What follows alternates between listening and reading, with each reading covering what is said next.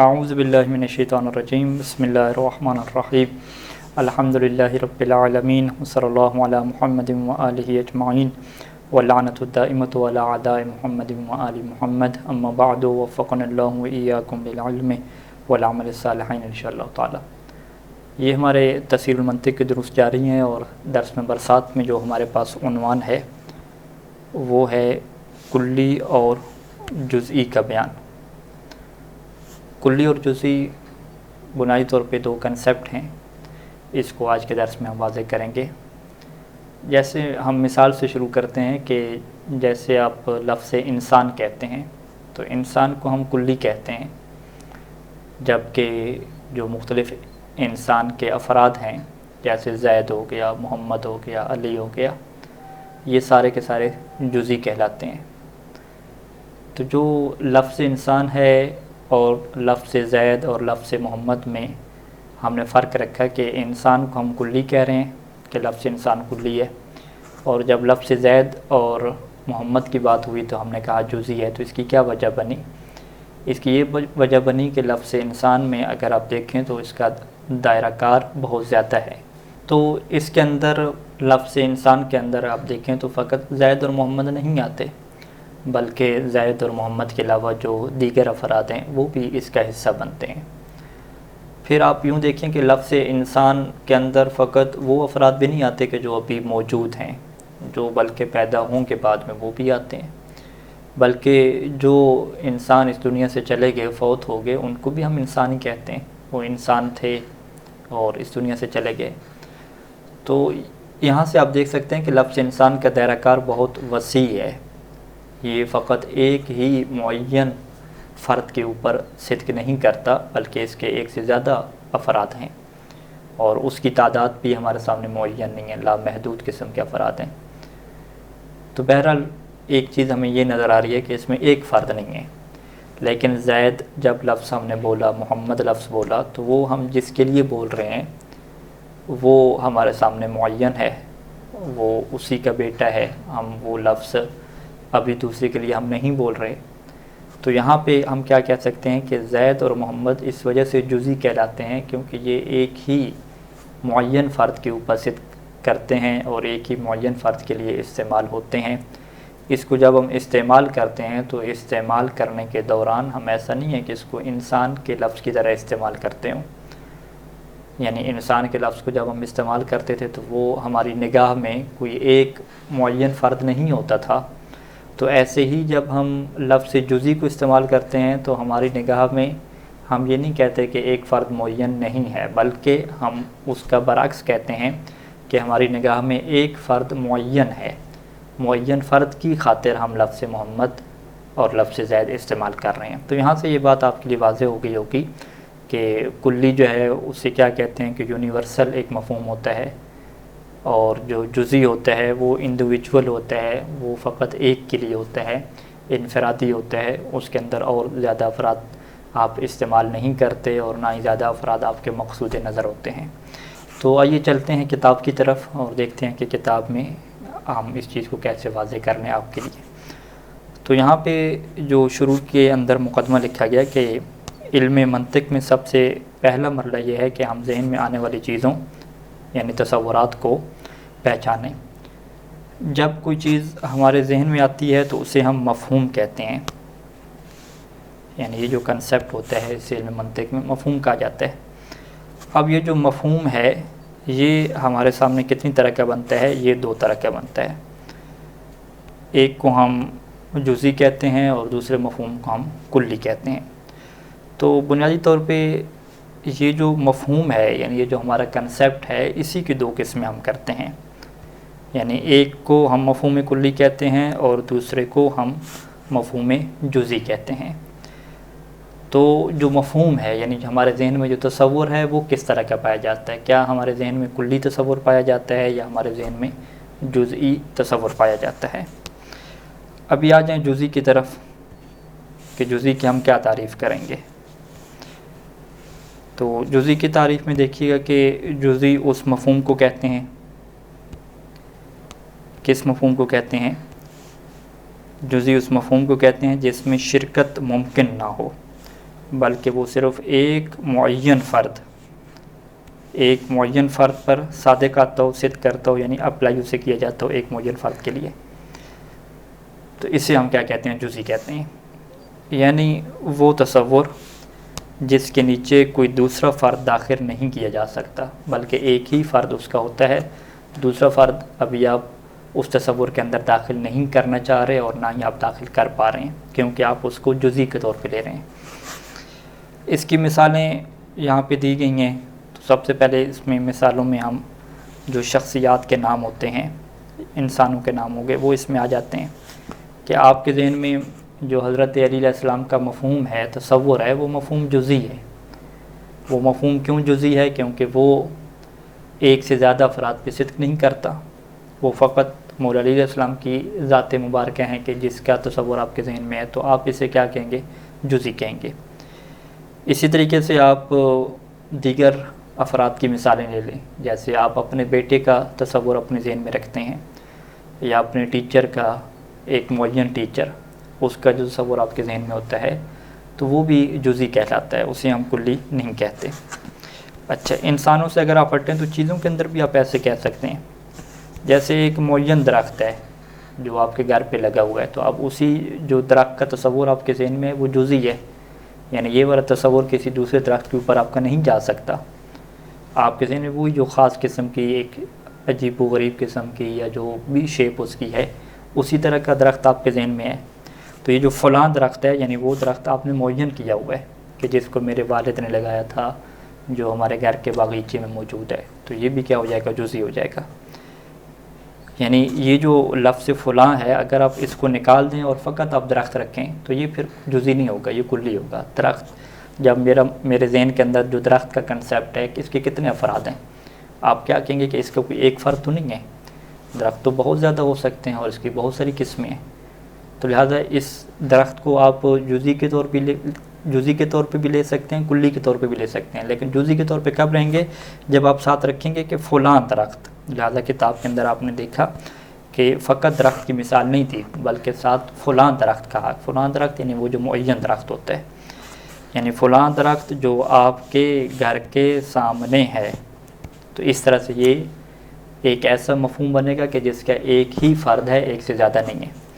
اسی طریقے سے آپ نے جب کہا کہ فلاں شہر کی مسجد، اب یہاں پر بھی یہی صورتحال بنتی ہے ہمارے سامنے کہ آپ فقط مسجد نہیں کہہ رہے۔ اگر ایک مسجد کہتے تو پھر تو مسجدیں تو بہت زیادہ ہیں، تو اس طرح یہ کلی ہو جاتا ہے۔ لیکن جب آپ نے کہا نا کہ فلاں شہر کی فلاں مسجد، تو وہ آپ نے ایک معین مسجد کو اپنے ذہن میں سوچا۔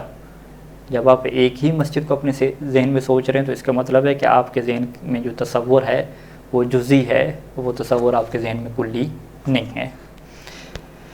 یہ سب جزئی مفاہیم ہیں کیونکہ یہ صرف ایک مخصوص وجود کی طرف اشارہ کرتے ہیں، ایک مخصوص وجود سے ہٹ کر آپ کے سامنے یہاں پہ کوئی اور چیز نہیں ہوتی۔ اب اس کے بعد ہم چلتے ہیں کلی کی طرف، جو اس کے بالکل برعکس ہے۔ کلی کی تعریف میں یہاں پہ کیا کہا جا رہا ہے کہ کلی اس مفہوم کو کہتے ہیں، یعنی یہ بھی مفہوم آپ کے ذہن میں ایک تصور ہوتا ہے جس میں شرکت ممکن ہو، شرکت کا امکان پایا جاتا ہوں، یعنی وہ تصور بہت سے افراد پر صادق آ سکے، یعنی بس آپ افراد اگر بنا لیں تو اس کے اوپر صادق آ سکتا ہے۔ اب اس کی مثالیں کیا ہیں؟ مثالیں کیا ہیں؟ انسان۔ جب آپ نے انسان کے مفہوم کو ذہن کے اندر سوچا تو اب آپ کی جو نگاہ ہے وہ اس کے ایک فرد کے اوپر نہیں ہے، آپ اس کو ایک کلی مفہوم کے طور پہ، یونیورسل مفہوم کے طور پہ اور یونیورسل کنسیپٹ کے طور پہ آپ اسے دیکھ رہے ہیں، یعنی یہ ہر انسان پر صادق آتا ہے، کسی بھی انسان کے اوپر آپ اس کو اپلائی کر سکتے ہیں۔ آپ فقط یہ نہیں کہتے کہ جو انسان ہے وہ میرا بیٹا زید ہے یا جو محمد ہے فقط وہی انسان ہے، باقی کوئی انسان نہیں ہے، ایسا نہیں ہے، کیونکہ یہ مفہوم یونیورسل ہے، کلی ہے، یہ بہت سارے افراد کے اوپر اپلائی کیا جا سکتا ہے۔ جبکہ جزئی میں کیا ہوتا تھا کہ جو آپ ذہن کے اندر مفہوم سوچتے تھے وہ ایک ہی فرد کے اوپر اپلائی ہوتا تھا، اس کو آپ زیادہ افراد کے اوپر، ایک سے زیادہ افراد کے اوپر آپ اپلائی کر ہی نہیں سکتے تھے، چونکہ آپ اس کو ایک محدود دائرے میں اور ایک ہی فرد کے تصور کے طور پہ آپ اسے سوچا کرتے تھے، اور آپ کے ذہن میں اس کا وجود جو تھا وہ جزئی وجود کے طور پہ تھا، کلی کے طور پہ آپ اسے اس مفہوم کو لے ہی نہیں رہے تھے۔ ایک مثال اس کی ہم نے انسان کی دے دی، دوسری مثال آپ اسی طریقے سے حیوان کی لے لیں، تیسری مثال آپ درخت کی لے لیں۔ اب یہاں پہ فلاں درخت کی مثال نہیں ہے، درخت ہے، یعنی درخت کا کیا مطلب کہ یہ پیپل کا درخت ہو، آم کا ہو، انار کا ہو، کوئی بھی درخت ہو، سب کے اوپر یہ کیا ہو سکتا ہے، اپلائی ہو سکتا ہے۔ تو جب یہ سب کے اوپر اپلائی ہو سکتا ہے تو لہٰذا اب یہ جو درخت کا مفہوم ہے یہ جزئی نہیں کہلائے گا بلکہ یہ کلی کہلائے گا۔ اچھا، اب یہاں پہ ایک اور بحث کی جاتی ہے علم منطق میں کہ کلی کی جو صورتیں بنتی ہیں وجود اور عدم کے اعتبار سے، یعنی کلی کے وجود کی بات کی جاتی ہے اور عدم کی بات کی جاتی ہے۔ دیکھیں یہ بات تو واضح ہے کہ جب آپ کلی کی بات کر رہے ہیں اور آپ ایک ایسے مفہوم کی بات کر رہے ہیں کہ یہ یونیورسل ہے، تو وہ آپ کو پریکٹیکل حقیقی دنیا میں ذہن سے آپ باہر نکلیں، خارج جسے ہم کہتے ہیں، تو خارجی میدان میں آپ کو وہ چیز نظر نہیں آئے گی، کیونکہ وہ جو کنسیپٹ ہے وہ یونیورسل کنسیپٹ ہے۔ خارج میں آپ کو اس کے ایک ایک فرد نظر آئے گا۔ یعنی اگر ہم یہ کہیں کہ کیا انسان خارج میں موجود ہے، تو آپ کہیں کہ بالکل یہ انسان موجود ہے۔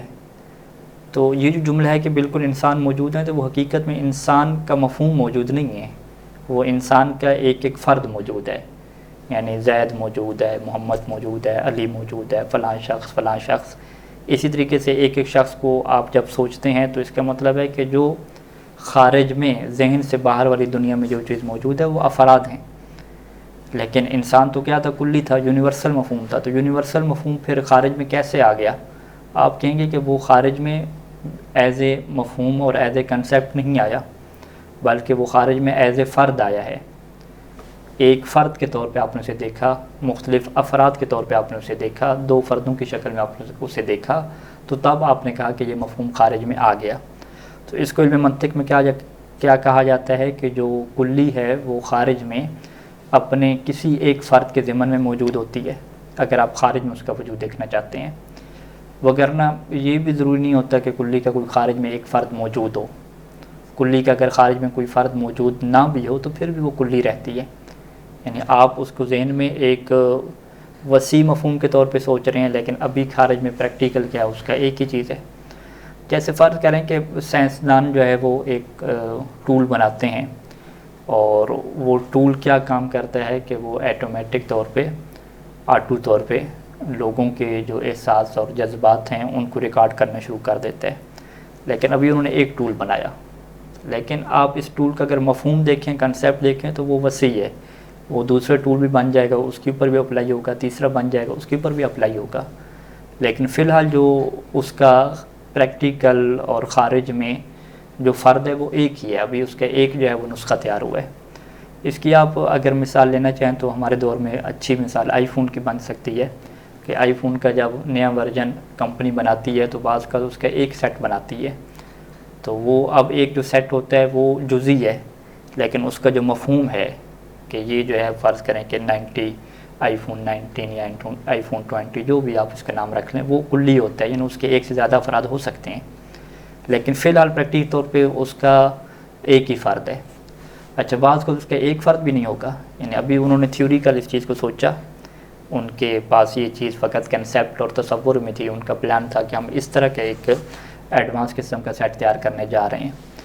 تو اب وہ جو مفہوم ان کے ذہن میں ہوگا، آئی فون کے بعد آپ کوئی لگا لیں، کوئی بھی انہوں نے رکھا ہوا ہو ایکس وائی زیڈ، وہ جو مفہوم ہے اسے آپ کیا کہیں گے، کلی کہیں گے کہ یہ جی کلی ہے، اور اس کا خارج میں پریکٹیکل طور پہ دیکھیں تو ایک فرد بھی اس کا موجود نہیں ہے، تو ایسا ہو سکتا ہے۔ تو لہٰذا جو کلی مفہوم ہوتا ہے اس کا جو تعلق ہے وہ خارج سے نہیں ہوتا، یعنی ذہن سے ہٹ کے باقی دنیا سے اس کا تعلق نہیں ہوتا، اس سے کوئی لینا دینا نہیں ہے کہ پریکٹیکل آپ جو کلی کے افراد ہیں کیا موجود ہیں یا موجود نہیں ہیں، کیا پریکٹیکل دنیا میں اور خارج کی دنیا میں اس کے کتنے فرد موجود ہیں، ایک ہیں، دو ہیں، محدود ہیں، لامحدود ہیں۔ ایون یہ بھی ہو سکتا ہے کہ پریکٹیکل دنیا میں یعنی ذہن سے ہٹ کے جب خارج میں دیکھتے ہیں تو اس کا ایک فرد بھی نہ ہو، پھر بھی وہ کلی رہتا ہے۔ اور بعض اوقات آپ یہ کہتے ہیں کہ خارج میں اس کا ایک فرد ہونا محال ہے، یعنی ہم عقلی طور پہ دلیل بھی اس کے اوپر رکھتے ہیں کہ یہ جو آپ کنسیپٹ اپنے ذہن میں لا کے کھڑا کیے ہوئے ہیں، اس کا خارج میں کوئی ایک فرد بھی نہیں ہو سکتا۔ جیسے آپ نے اپنے ذہن میں ایک کلی کا مفہوم سوچا، وہ کلی کا مفہوم کیا ہے کہ اللہ کا شریک، ٹھیک ہے، اللہ کا شریک، اب اللہ کا جو شریک ہے مفہوم کے طور پہ تو آپ نے سوچ لیا، ایک کنسیپٹ آپ کے ذہن میں آ گیا کہ اللہ کا شریک، لیکن ہے یا نہیں ہے؟ آپ کہیں گے نہیں ہے۔ ہو سکتا ہے یا نہیں ہو سکتا؟ آپ کہتے ہیں نہیں ہو سکتا۔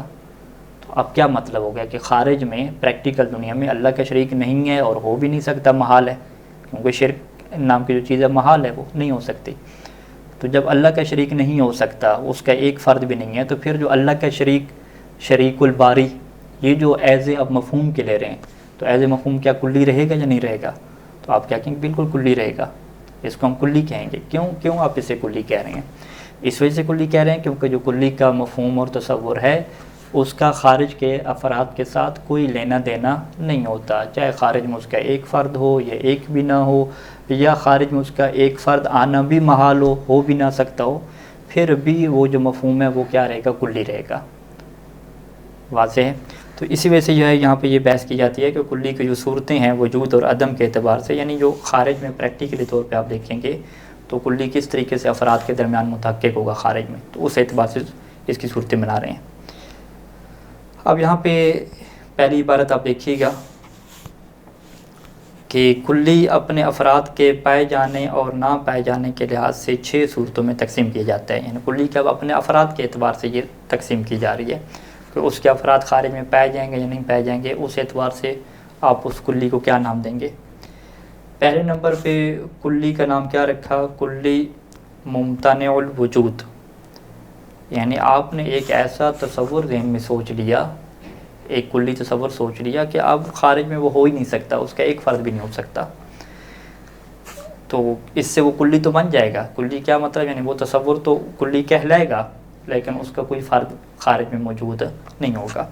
اسے کیا کہتے ہیں؟ امپاسبل یونیورسل مفہوم، ایسا کلی یعنی ایسا مفہوم کلی جس کا فرد پایا جانا محال ہو۔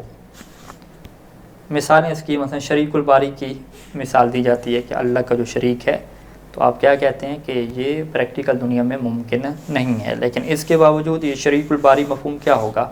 اس کو آپ کیا کہیں گے کہ یہ مفہوم کیا رہے گا؟ کلی رہے گا۔ کلی کے علاوہ اسے آپ کچھ اور نہیں نام دے سکتے۔ اسی طریقے سے آپ نے ذہن میں سوچا کہ میں گول مثلث کا سوچتا ہوں، سرکولر ٹرائی اینگل، ٹھیک ہے، تو یہ کیا ایسا پاسبل ہے یا پاسبل نہیں ہے؟ چلیں آپ نے سوچ تو لیا، ایک آپ مفہوم سوچ رہے ہیں، تو آپ کہتے ہیں کہ یہ تصور عقلی تضاد ہے، اس کا وجود ممکن ہی نہیں ہے، یعنی اس کا وجود ناممکن چیز ہے، لیکن ذہن فرض کر لیتا ہے، ذہن چیزوں کا ایک تصور کر لیتا ہے، تو چلیں وہ تصور کرتا رہے جو بھی کرے، لیکن پریکٹیکل اس کا نہیں ہو سکتا۔ جیسے ذہن نے ایک مفہوم کا تصور کیا نا، مفہوم کیا مطلب کہ اس طرح کا کوئی ایک معنی ہونا چاہیے ذہن میں، جیسے شریک باری کا ہم نے کہ گاڈ کا کوئی پارٹنر ہے، خالق کا کوئی پارٹنر ہے، تو یہ مفہوم کے طور پہ ہم سوچ رہے ہیں نا، لیکن پریکٹیکل تو ہم کہتے ہیں یہ چیز نہیں ہو سکتی۔ تو یہ پہلی قسم ہے کہ جس میں ہم یہ کہتے ہیں، یہ پہلی قسم ہے کہ جس میں ہم یہ کہتے ہیں کہ کلی ممتنع الوجود ہوتی ہے، یعنی خارج میں اور وجود کے اعتبار سے دیکھا جائے تو اس کا ایک فرد بھی موجود نہیں ہوتا، نہ فقط موجود نہیں ہوتا بلکہ اس کے ایک فرد کا پایا جانا محال ہوتا ہے اور عقلی طور پہ امپاسبل ہوتا ہے۔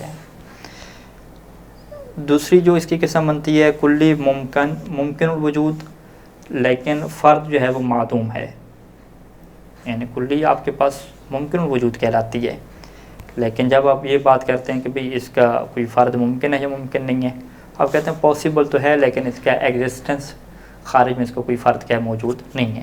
اس کی اب تعریف دیکھیے گا کہ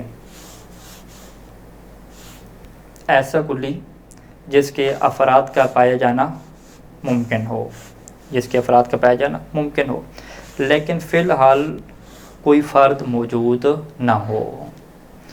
مثالیں اس کی دیکھیں کہ ایک عربی کی مثال دی کہ عربی میں ایک شعراء جو ہے وہ ایک پرندے کا ذکر کرتے ہیں، عنقا، تو یہ کون سا پرندہ ہے؟ ایک فرضی پرندہ ہے کہ جو ناپید ہے، اس کا وجود خارج میں ہے ہی نہیں۔ آج کل کی آپ مثالیں لیں، ڈائناسور کی مثال آپ کے سامنے آ جاتی ہے کہ اب جو ہے وہ معدوم ہے، اس کا کوئی فرد آپ کے سامنے موجود نہیں ہے، تو آپ اسے کیا کہیں گے کہ یہ جو ڈائناسور ہے یہ کلی ہے یا جزئی ہے؟ آپ کہیں گے یہ کلی ہے، تو وہ کہیں گے اچھا کلی ہے تو پھر دکھاؤ اس کے ایک سے زیادہ افراد دکھاؤ، تو ہم کیا کہیں گے بھئی کلی کا جو کنسیپٹ اور مفہوم ہے وہ فقط ذہن میں ہوتا ہے، اس کے خارج میں افراد کتنے ہوں گے اس سے کوئی لینا دینا نہیں ہے۔ تو یہ پھر کون سی قسم ہے؟ یہ وہ والی قسم نہیں ہے کلی کہ جس کے پریکٹیکل اور خارج میں بہت زیادہ افراد جو ہے وہ ایگزسٹنس کرتے ہیں، وجود رکھتے ہیں، ایسا نہیں ہے۔ بلکہ اس کلی کا آپ کیا نام انہیں بتلائیں گے کہ یہ کلی ممکن الوجود لیکن فرد معدوم، کلی ممکن الوجود ہے لیکن فرد اس کا معدوم ہے، یہ وہ والی کلی ہے۔ یہ دو قسمیں ہو گئیں۔ تیسری قسم میں آ جائیں کہ اس میں آپ کیا کہتے ہیں کہ کلی واحد موجود، دوسرا ممکن لیکن نہ پایا جائے، یعنی اس میں ایک فرد پایا جاتا ہے، دوسرا فرد اس کا نہیں پایا جاتا۔ تو اس کی تعریف میں بھی یہ بات لکھی گئی کہ ایسا کلی جس کا ایک فرد موجود ہو، دوسرا پایا جانا ممکن ہے، دوسرا آپ کہہ سکتے ہیں کہ دوسرا فرد کا پایا جانا ممکن ہے لیکن فی الحال وہ فرد موجود نہ ہو۔ اس کی مثالیں آپ لے لیجئے کہ سورج آپ لے لیں، تو سورج کو کیا کہیں گے ہم؟ کلی کہیں گے یا جزئی کہیں گے؟ اس کے اندر دونوں آپ تصورات رکھ سکتے ہیں۔ اگر آپ کی سورج سے مراد یہ جو خارج میں فرد ہے سورج، یہی سورج آپ ذہن میں تصور کرتے ہیں جیسے کہ عام طور پہ ہم یہی تصور کرتے ہیں، تو پھر تو یہ کیا ہو جاتے ہیں؟ جزئی ہو جاتے ہیں۔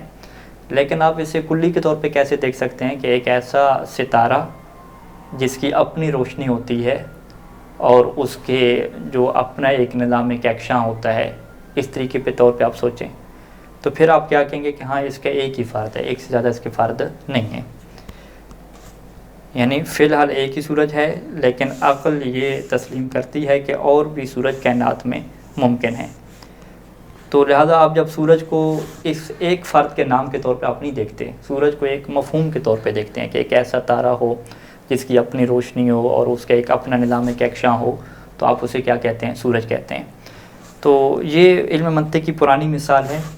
اگر آپ آج کی دنیا میں سرچ کریں تو بہت سارے اور بھی سورج دریافت ہو چکے ہیں کہ جن کا اپنا جو ہے وہ نظام ہے اور اپنے ان کا ایک کہکشاں ہے اور اپنا سارا سیٹ اپ ہے۔ تو یہ تو زمین کا سورج ہے، اس کی ایک اپنا سیٹ اپ ہے، اس کے علاوہ بھی اور سورج جو ہے وہ دریافت ہو چکے ہیں، تو اس بارے میں آپ سرچ کر لیجئے۔ تو اس صورت میں پھر یہ جو مثال ہے سورج کی، یہ اس کی ہمیں یہ تیسری قسم میں نہیں جائے گی، بلکہ یہ جو اگلی قسمیں آ رہی ہیں کہ جس کے ایک سے زیادہ افراد ہوتے ہیں، یہ اس قسم میں چلی جائے گی۔ اسی طریقے سے چاند کی مثال دی تو ہم یہاں پہ یہ وضاحت بھی کرتے ہیں کہ چاند کو آپ اس مفہوم کے طور پہ نہ سوچیں کہ جس کو آپ دیکھتے ہیں۔ ابھی جس کو آپ دیکھ رہے ہیں اگر اسی کے طور پر آپ اس کو لے رہے ہیں تو پھر تو یہ جزئی ہوگا، کیونکہ آپ چاند سے مراد کیا لے رہے ہیں؟ ہمارا چاند۔ جیسے وہ کہتے نہیں تھے آپ درخت میں فلاں درخت، تو جب آپ کہتے تھے فلاں مسجد تو آپ نے مسجد معین کر دی نا۔ ایسے ہی آپ سورج کو اگر معین کرتے ہیں کہ وہ سورج جس سے ہم روزانہ دیکھتے ہیں تو وہ تو ایک ہی ہوگا، وہ چاند جس سے ہم دیکھتے ہیں وہ تو ایک ہی ہوگا۔ جب ایک ہوگا تو اسے ہم جزئی کہیں گے، اس سے ہم کلی نہیں کہہ سکتے۔ لیکن آپ اسے ایک کلی مفہوم کے طور پہ دیکھیں، آپ کہیں گے چاند کا بھی تو کوئی معنی ہوتا ہے نا، کوئی سائنس میں اس کا معنی ہوگا کہ چاند کسے کہتے ہیں۔ تو وہ جو چاند کا ایک مفہوم ہے، کنسیپٹ ہے، جو کلی کنسیپٹ ہے، جو بہت سارے چاندوں کے لیے ہو سکتا ہے، یعنی زمین کا چاند بھی ہے، کسی اور جو سیارے کے اوپر چلے جائیں اس کا بھی کوئی چاند ہوگا، زمین خود کا بھی چاند بن جائے گی کسی اور سیارے کے لیے، تو پھر یہ کیا ہو جائے گا؟ کلی ہو جائے گا۔ اور پھر کلی یہ ایک ایسا ہوگا کہ جس کے افراد بھی زیادہ ہو جائیں گے، لیکن وہ افراد زیادہ کب ہوں گے؟ کہ جب سائنس اس بات پہ پہنچ جائے گی کہ اور بھی بہت سارے چاند ہیں۔ لیکن اگر سائنس اس دریافت تک نہیں پہنچتی تو آپ کیا کہیں گے کہ فی الحال یہ جو ہم کلی ذہن میں ہم سوچ رہے ہیں چاند، اس کا ہمیں ایک ہی فرد پتہ ہے اور ممکن ہے لیکن فی الحال ہمارے علم میں نہیں ہے۔ تو جب آپ کہتے ہیں کہ فی الحال ہمارے علم میں نہیں ہیں لیکن ہو سکتے ہیں کہ دوسرے سیاروں کے بھی اپنے چاند ہو سکتے ہیں، ہو سکتے ہیں کیا مطلب؟ کہ ممکن تو ہے یا نہیں ہے یہ ہمیں پتہ نہیں ہے، ہمیں فقط کیا پتہ ہے؟ ایک کا پتہ ہے۔ جب ایک کا پتہ ہے تو ہم کیا کہیں گے؟ یہ وہ کلی ہے کہ جس کا ایک فرد موجود ہے اور باقی افراد اس کے معلوم نہیں ہے ہمیں، لیکن ممکن ہے، ہو سکتا ہے کہ ہو سکیں۔ یہ تین قسمیں ہو گئیں۔ اگلی قسم ہم کیا کہتے ہیں کہ کلی واحد موجود، دوسرا ممتنع، یعنی ایک اس کا فرد موجود ہوگا لیکن دوسرے فرد کا پایا جانا کیا ہو جائے گا؟ محال ہو جائے گا۔ ایسا کلی جس کا ایک فرد موجود ہو اور دوسرے فرد کا پایا جانا محال ہو، اس کی مثال کیا ہے؟ واجب الوجود۔ واجب الوجود ایک ایسے وجود کو کہتے ہیں کہ جس کا شروع سے ہونا ضروری ہو، جس کے لیے یہ سوال بھی نہیں ہوتا کہ اس کو کس نے بنایا۔ سوال کس کے لیے ہوتا ہے؟ ممکن الوجود کے لیے۔ لیکن واجب الوجود ایک ایسا مفہوم ہے کہ جس میں آپ یہ کہتے ہیں کہ وہ نیسیسری بینگ ہے، یہ جو وجود ہے یہ ہمیشہ سے ہے، اس کو کسی علت کی ضرورت نہیں پڑتی۔ تو یہ جو وجود ہے یہ فلسفے کے اعتبار سے فقط ایک ہی ہو سکتا ہے، ایک سے زیادہ اس طرح کے وجود نہیں ہو سکتے۔ تو لہٰذا آپ کیا کہیں گے کہ واجب الوجود تو کلی ہے، یعنی کلی مفہوم کے اعتبار سے کلی ہے، کہ آپ کہتے ہیں کہ ہر وہ وجود جسے علت کی ضرورت نہ ہو وہ واجب الوجود کہلاتا ہے۔ اچھا، یہ پھر پریکٹیکل دنیا میں کتنے ہیں؟ آپ کہیں گے وہ ایک ہی ہے، ایک سے زیادہ نہیں ہے، اور وہ کس کا وجود ہے؟ وہ اللہ تعالیٰ کی ذات کا وجود ہے، اس کے علاوہ کوئی وجود بھی واجب الوجود نہیں کہلاتا۔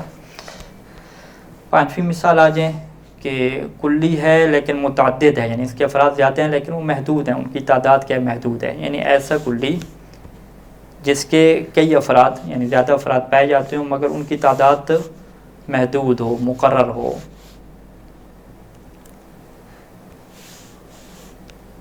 اچھا، یہاں مثالیں دیکھیے گا، ایک مفہوم ہمارے پاس ہے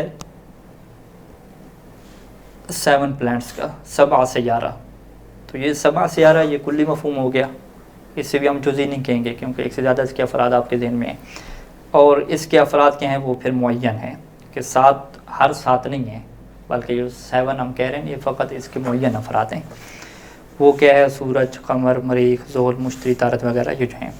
اسی طریقے سے ہم کہتے ہیں کہ ہفتہ، ویک جو ہے لفظ، ٹھیک ہے، تو ایک ہفتہ کے کتنے دن ہوتے ہیں؟ ہم کہتے ہیں ایک ہفتہ کا ایک دن تو نہیں ہوتا، ایک سے زیادہ ہوتے ہیں، یعنی 7 دن ہوتے ہیں۔ تو اس کے افراد بھی ایک سے زیادہ ہیں لیکن وہ افراد کیا ہیں؟ محدود ہیں۔ تو وہ 7 جو افراد ہیں، جمعہ، ہفتہ، اتوار، آگے تک آپ چلے جائیں۔ چھٹی جو قسم ہے، آخری جو اس کی قسم ہے چھٹی، کہ کلی متعدد لا محدود، کہ اس کے متعدد یعنی ایک سے زیادہ افراد ہیں لیکن وہ لا محدود ہیں، وہ آپ آگے تک چلتے جائیں، سلسلہ ابھی تک آپ کے علم میں نہیں ہے کہ کتنے تک چلے گا۔ ایسا کلی جس کے غیر متناہی افراد ہوں جنہیں گنا نہیں جا سکتا۔ اچھا، یہاں پہ جو غیر متناہی کا ایک معنی بیان کیا گیا کہ جنہیں ہم گن نہیں سکتے، ٹھیک ہے، جنہیں ہم گن نہیں سکتے، ہو سکتا ہے کہ کوئی طاقت اس کو گن سکتی ہو، ایسا ہو سکتا ہے۔ مثلا دنیا میں کتنے انسان آ چکے اور کتنے انسان آئیں گے اور کتنے آخر تک رہیں گے، اور ایک بڑی تعداد ہے، تو ہم اس کو شمار نہیں کر سکتے۔ دنیا کے اندر کتنی چونٹیاں ہیں، کتنے دنیا کے اندر جو ہے وہ گھوڑے ہیں، کتنے دنیا کے اندر بکریاں ہیں، یہ جو پوری دنیا کی جی کتنی مر چکی ہیں، کتنی آئیں گی، کتنی جو ہے وہ مزید ابھی موجود ہیں۔ تو اس سے یعنی منطق میں ہم یہ کہہ دیں کہ لامحدود افراد، لامحدود اس کا نام رکھیں۔ اس کا نام جو ہے وہ انفینائٹ رکھنا یا تسلسل رکھنا شاید وہ درست نہ ہو انگلش کی تعبیر کے مطابق، کیونکہ اس میں تو آپ کیا کہتے ہیں کہ سلسلہ رک ہی نہیں رہا۔ یہاں پہ یہ ہے کہ سلسلہ رکے گا صحیح لیکن فی الحال ہمارے علم میں نہیں ہے، تو اس کو کیا کہتے ہیں؟ کلی متعدد لا محدود۔ لا محدود میں پھر دونوں چیزیں آپ رکھ لیں کہ یا تو سلسلہ اس کا رک ہی نہ سکتا ہو یا رک سکتا ہو لیکن ابھی ہمارے علم میں نہیں ہے یا ہمارے بس کی بات نہیں ہے کہ ہم اس سلسلے کو شمار کر سکیں۔ مثالوں سے یہ بات واضح ہو سکتی ہے۔ مثلا اللہ کی جو معلومات ہیں وہ ہم کیا کہتے ہیں؟ غیر متناہی ہیں، یعنی اس کی کوئی حد نہیں ہے، یعنی ہماری ہاتھ میں بھی نہیں آتی کہ ہم شمار کریں کہ اللہ کے کتنا علم ہے۔ اسی طریقے سے اعداد و شمار میں آپ چلے جائیں کہ گنتی آخر تک کتنے تک جائے گی، ایک سے لے کر کہاں تک گنتی چلے گی، یہ بھی لامحدود کہلائے گی۔ اور اسی طریقے سے تمام جو ممکن اشیاء وجود ہیں، یعنی یہ جو انسان کا وجود ہے، حیوان ہے، یہ بھی آپ کیا کہلائیں گے کہ یہ بھی لامحدود ہیں، یعنی ان کو بھی ہم جو ہے وہ شمار نہیں کر سکتے۔ تو یہ ہمارے سامنے جو ہے وہ کلی کی 6 جو ہے وہ تقسیمیں آ گئی ہیں۔ تو لہٰذا آج کا درس ہمارا یہیں پہ مکمل ہوتا ہے کہ ایک مفہوم ہمارے پاس کلی ہے، دوسرا جزئی ہے، اور کلی کو اگر آپ افراد کو دیکھیں تو ان افراد کا خارج میں ہونا یا نہ ہونا یہ کوئی معنی نہیں رکھتا، بلکہ کلی کا مفہوم فقط ذہن کے اندر ہی تشکیل پاتا ہے۔ اگر آپ یہ دیکھنا چاہتے ہیں کہ افراد کے اعتبار سے ہم اس کو دیکھنا چاہتے ہیں، افراد کے اینگل سے دیکھنا چاہتے ہیں، تو پھر آپ کو یہ کلی 6 طرح کا نظر آئے گا، یا اس کا فرد ہوگا یا اس کا فرد نہیں ہوگا۔ اب اگر ایک فرد ہے تو دوسرا ہو سکے گا یا نہیں ہو سکے گا، تو اس طریقے سے آپ غور و فکر کریں گے تو 6 صورتیں کیا ہیں افراد کے اعتبار سے اس کو خارج میں آپ کو نظر آ جائیں گی۔ وصلی اللہ علی محمد و آلہ اجمعین۔